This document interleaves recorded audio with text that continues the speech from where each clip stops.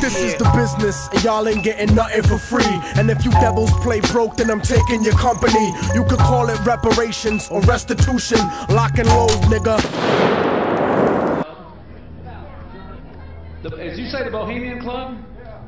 That's where all those rich Republicans go up and stand naked against redwood trees, right? I've never been to the Bohemian Club, but you ought to go. It'd be good for you. Get some fresh air.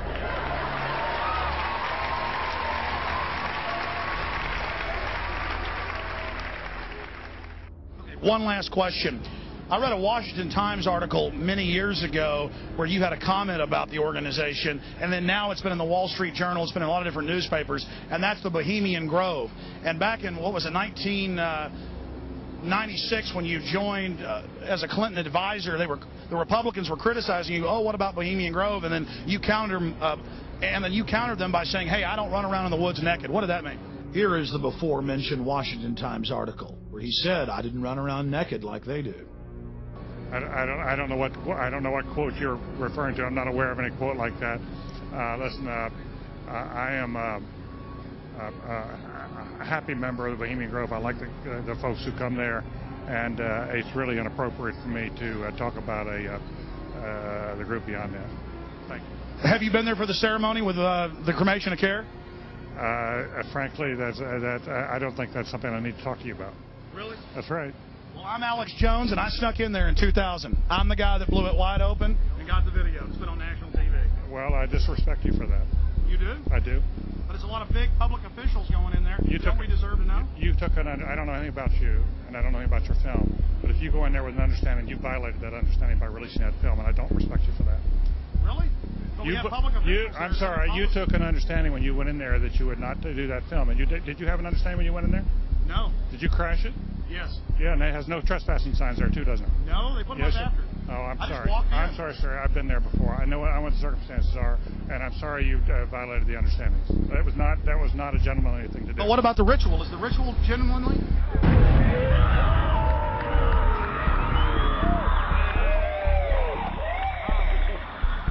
Sir, everything.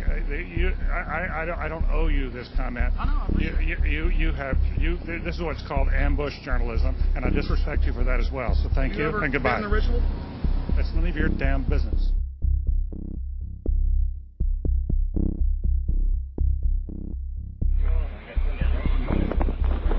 Wow. Prince of all mortal wisdom, owl of Bohemia, we beseech thee, grant us thy counsel.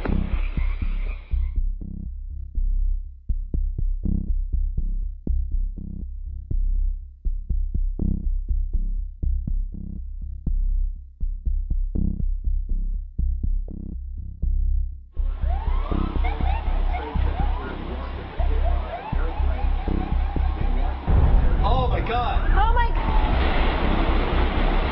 Oh, my God. Oh, my God. Oh, my God. I told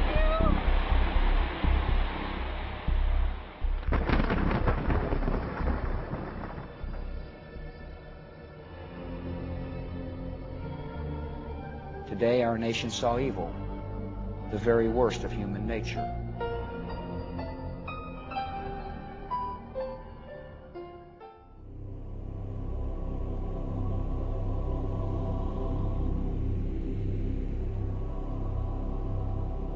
They had exactly the same agenda, and that was for bringing in this New World Order.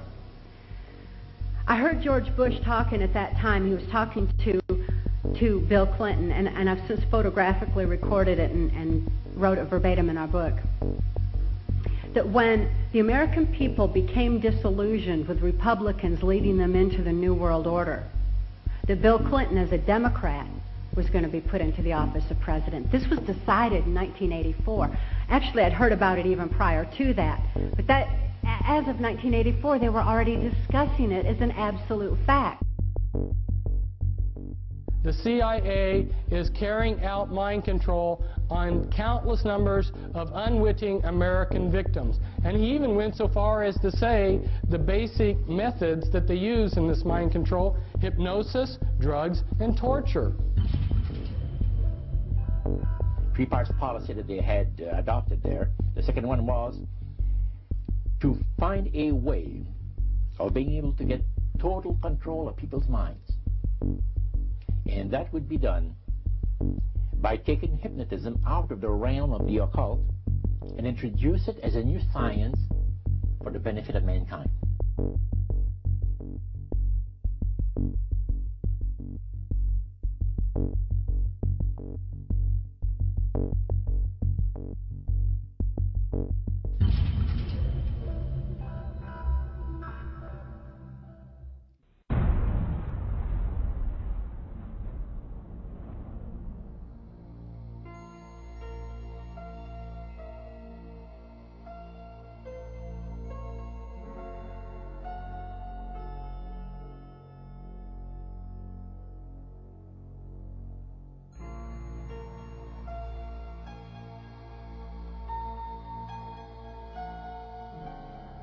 Reflecting a policy of genocide either against the Tibetan people themselves or against their culture.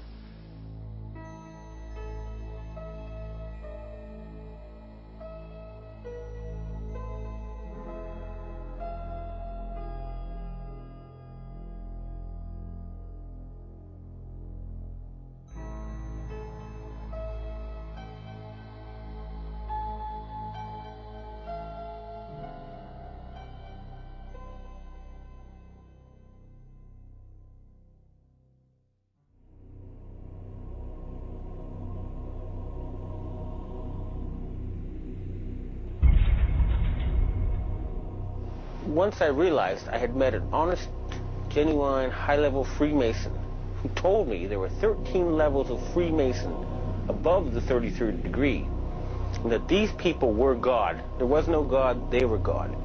So I asked them about their plans to kill people, and they said, yes, there are too many people on the planet.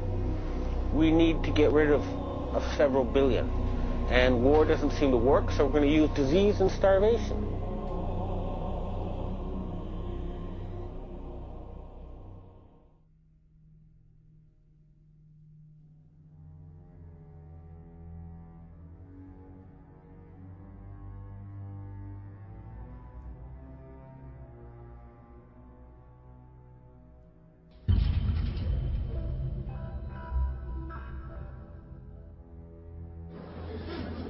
He knew what was happening, and he attempted to warn us when he left office. He told us, quite bluntly and in no uncertain terms, to beware of the military-industrial complex. And who is the military-industrial complex? It is the members of the Council on Foreign Relations, and since the inception of the Trilateral Commission as well.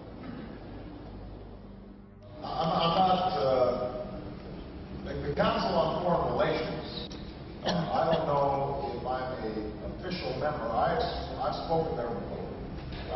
It basically is just a forum where a bunch of people talk about foreign policy.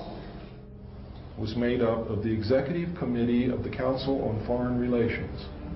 Now, it is extremely significant that you understand that the first 6 members from the government, along with President Eisenhower, were also members and longtime members of the Council on Foreign Relations. They believed in that organization. They believed in its goals, which was one world government.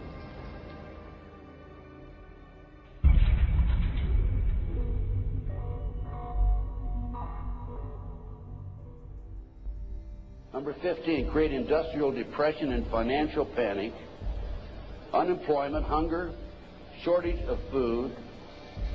Use this to control the masses or the mobs, and use the mobs to wipe out all those who dare to stand in the way. Well, I'll tell you right now, every expert I've talked to is talking about food shortage. And it's coming, I'm convinced. What were they? Because I'd never seen anything like that.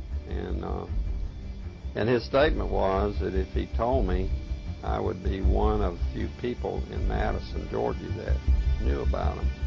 And he says they're disposable coffins, and they were stacked, he told me, 15 high.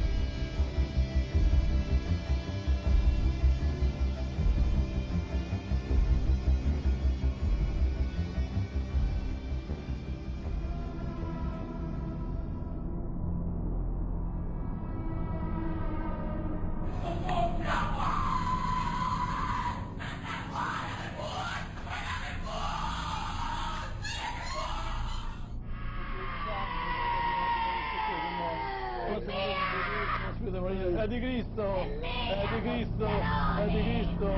Ecco, ecco.